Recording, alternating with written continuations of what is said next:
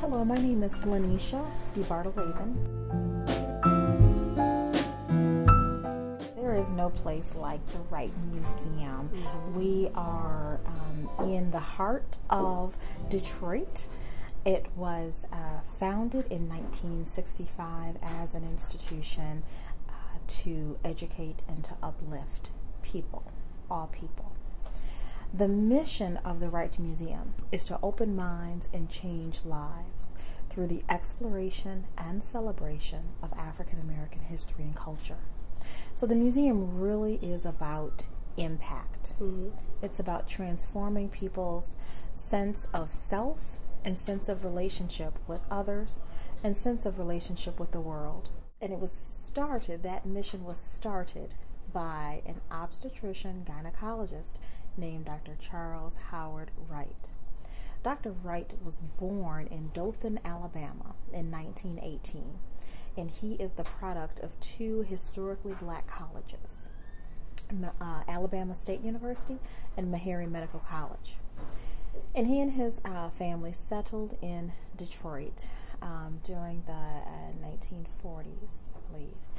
And he saw a need to instill a sense of cultural pride, knowledge, fortitude, groundedness among people of color, first of all.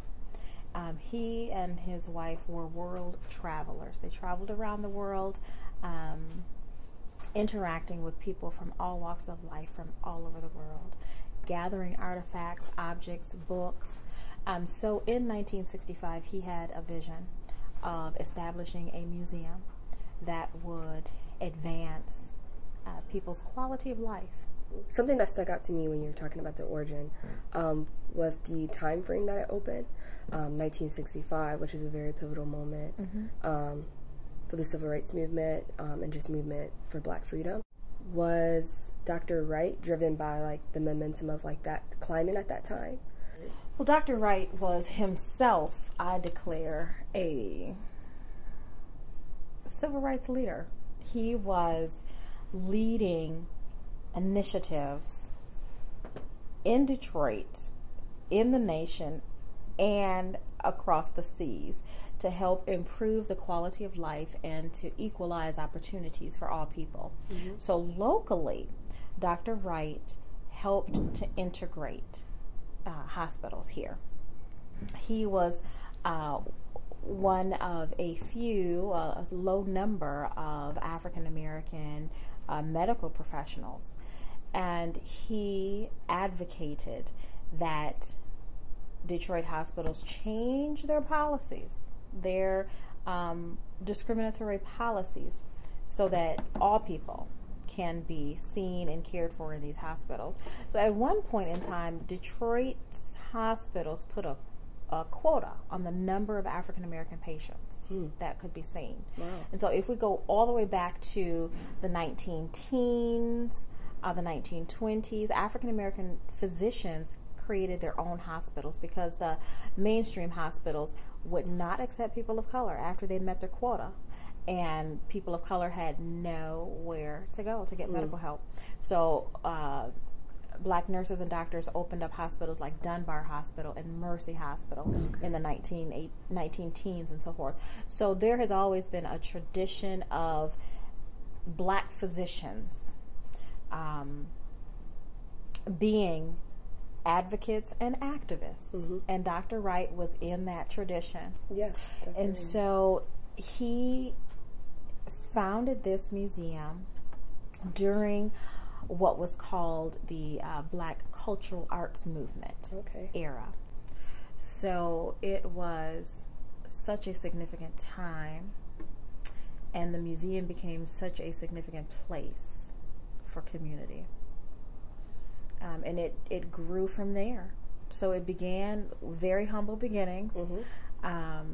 He used what he had, and he galvanized support of others who saw this vision and who financially supported it. And so he began using his medical facility, the offices and the grounds of his medical facility as the first museum. And it moved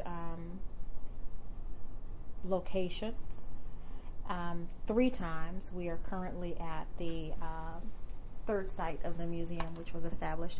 This building was established in 1997. Okay.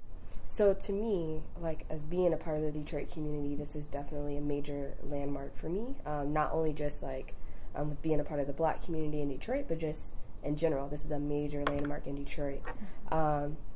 So beyond that, what is a significant accomplishment that you think the Charles H. Wright Museum has made? I would say that the greatest impact that this museum has had is that it remains a beacon of light and inspiration for people. The act of preserving one's history and one's heritage is critically important.